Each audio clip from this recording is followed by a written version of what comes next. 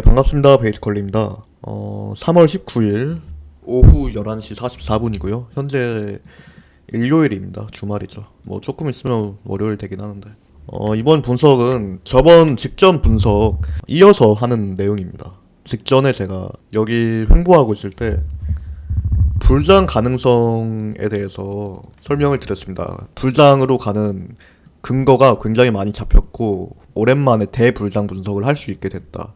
물론 대불장 분석이 틀릴 확률이 높으니까 틀릴 수 있겠지만 그럼에도 불구하고 오랜만에 대불장으로 가는 6가지의 근거가 총 집합을 한 상태다. 그래서 상방 가능성, 그냥 상방도 아니고 대불장 가능성에 대해서 설명을 드렸고요. 그 이후에 사실 하나도 안 내려가고 계속 올라가기만 했어요. 제가 여기에서 빠르게 전달을 드렸으니까. 근데 제가 생각하기에는 아직까지는 제가 생각했던 수준의 대불장 느낌은 안 와요. 물론 올라가기만 하고 있는 건 맞습니다만 대불장, 불장이라고 하기에는 조금 부족하지 않나 싶습니다.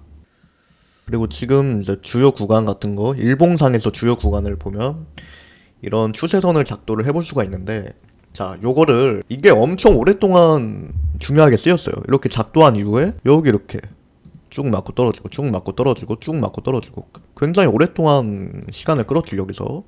그리고 여기에서도 거의 오차 없이 최고점 달고 쭉 떨어지고 굉장히 중요한 추세선이라고 할 수 있는데 이거를 돌파를 했죠.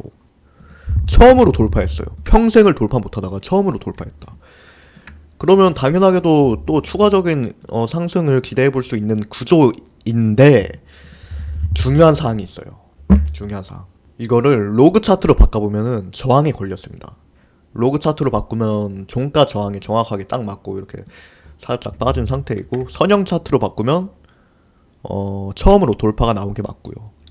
그래서 로그 차트 vs 선형 차트, 어떤 게 맞을지 미리 알기가 힘들어요. 로그 차트대로 간다면 이렇게 결국 최종적으로 저항했고 이렇게 내려가는 길밖에 없고, 선형 차트대로 간다면 돌파 처음으로 했고 지지 리테스트까지 했으니까 이렇게 상방으로 갈 일밖에 안 남았죠. 그래서 너무 완벽하게 정반대로 해석이 갈리고 있습니다. 로그 차트 대 선형 차트가 정반대로 갈리고 있다. 그래서 사실 조금은 난해한 구석이 있어요. 하지만 그럼에도 불구하고 저는 여전히 상방 가능성을 보고 있는데, 그 이유는 자, 여기 작도를 했을 때 이거를 요거까지 돌파하고 지지 리테스트를 받았다. 이런 부분들에 대해서 상당히 고무적이라는 거죠. 추가 상승 가능성에 대해서. 그래서 여전히 이거 26.6K 26663 이 수준을 이탈하지 않는다면 상방 관점을 우선으로 보는 게 저는 맞다고 생각을 하고 있어요. 여전히. 그러니까 여전히 또 상방을 보겠다는 겁니다, 저는. 이렇게 많이 올라왔어도. 여기 이런 매물대 구간 29K 정도, 이 중심이 한 30K 정도 되거든요. 30K. 30K까지는 상방 가능성이 열려있다.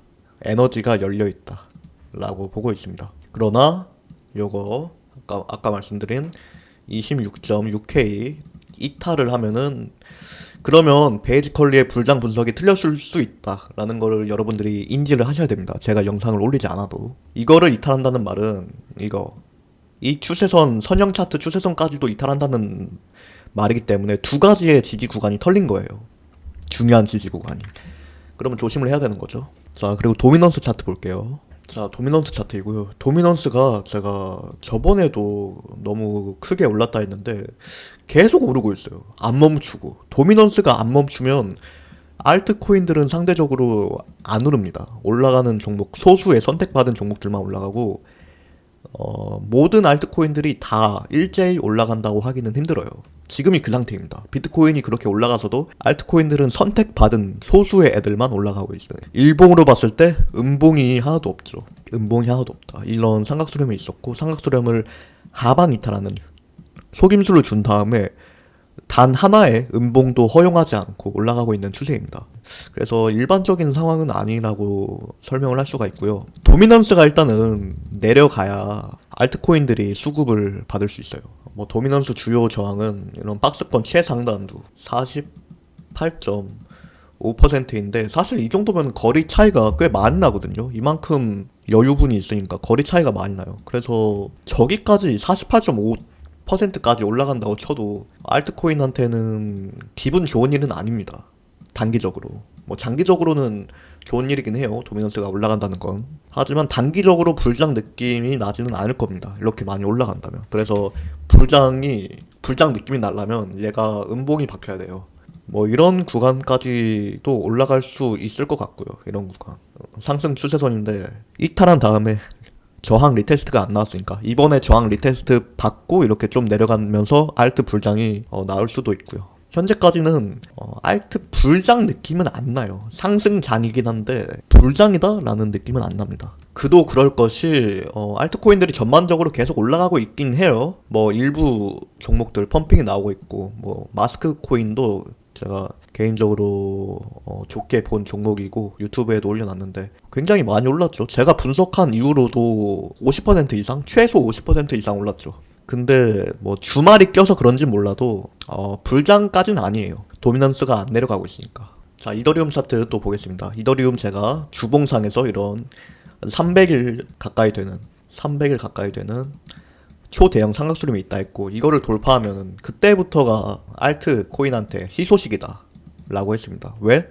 이더리움이 알트코인의 대장인데 이더리움이 올라가기 시작하면 알트코인들도 눈치 보고 있던 알트코인들도 일제히 이더리움 따라서 크게 오를 수 있다고 분석을 했어요. 그리고 일단은 돌파할 가능성이 굉장히 높아졌어요. 이번 주봉 마감에 얼마 안 남았죠. 9시간 정도 남았죠. 주봉 종가 마감까지. 그래서 이더리움 차트를 봤을 때도 뭐 비트코인도 마찬가지지만 이더리움 차트를 봤을 때도 추가 상방 가능성을 보는 게 저는 합리적이라고 생각을 하고 있고요.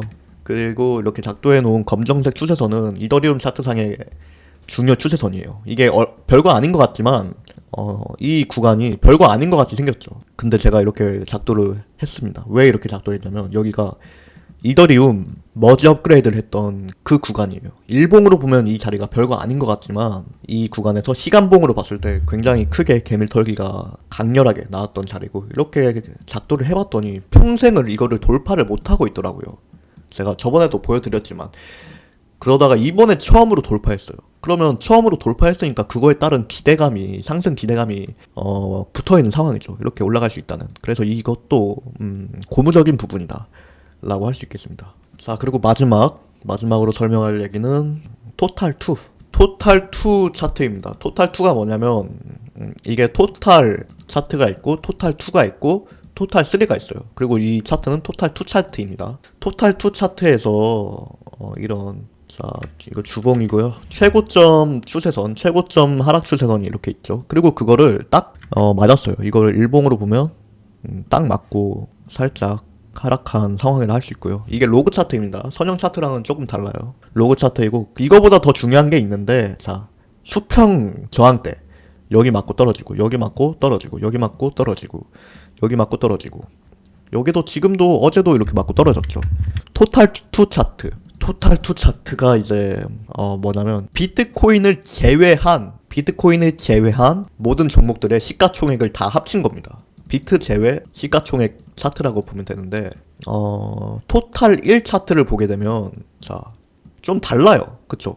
이렇게 저항대가 있었는데 얘는 돌파를 했죠. 비트코인은 많이 올랐으니까. 근데 알트코인은 지금 그렇게 많이 안 올랐죠. 그래서 비트코인 차트가 아니라 토탈 1 차트랑 토탈 2 차트랑 좀 다르게 생겼습니다. 지금 보고 있는 차트는 토탈 2 차트예요. 토탈 2 차트가 이제 비트코인을 제외한 알트코인들, 이더리움까지 해가지고 알트코인들 차트니까 이 메인 저항대를 돌파를 해줘야 그 다음부터 크게 폭등을 할 가능성이 굉장히 높아지는 거죠. 때마침 아까 봤던 최고점 하락 추세선까지도 같이 겹쳐있다.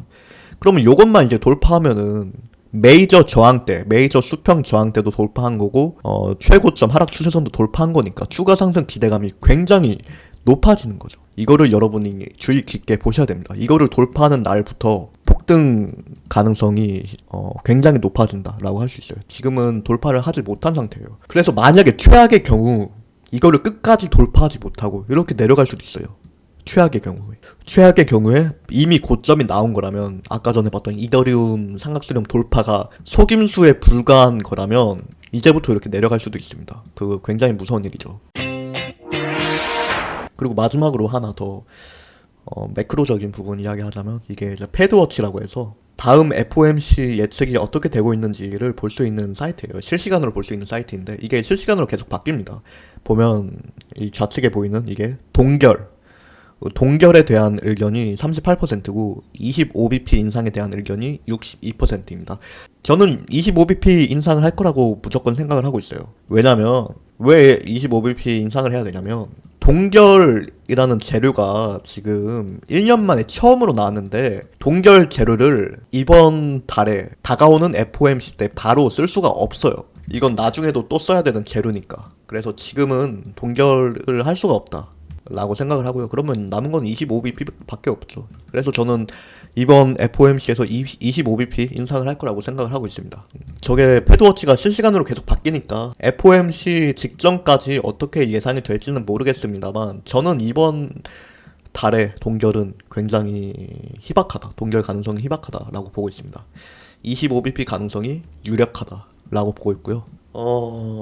그럼 영상 여기서 마무리하겠습니다. 영상이 괜찮으셨다면은 구독, 좋아요, 댓글, 알림 설정까지 부탁드리겠습니다. 그리고 최근에 저를 사칭하는 계정이 나타나고 있어요. 유튜브 댓글에 카카오톡 아이디를 알려주면서 그쪽으로 연락을 해라 라는 식으로 댓글이 계속 달리고 있는데, 이거는 사칭이에요. 사칭이니까 조심하셔야 됩니다. 그러면 영상 여기서 마치겠습니다. 감사합니다.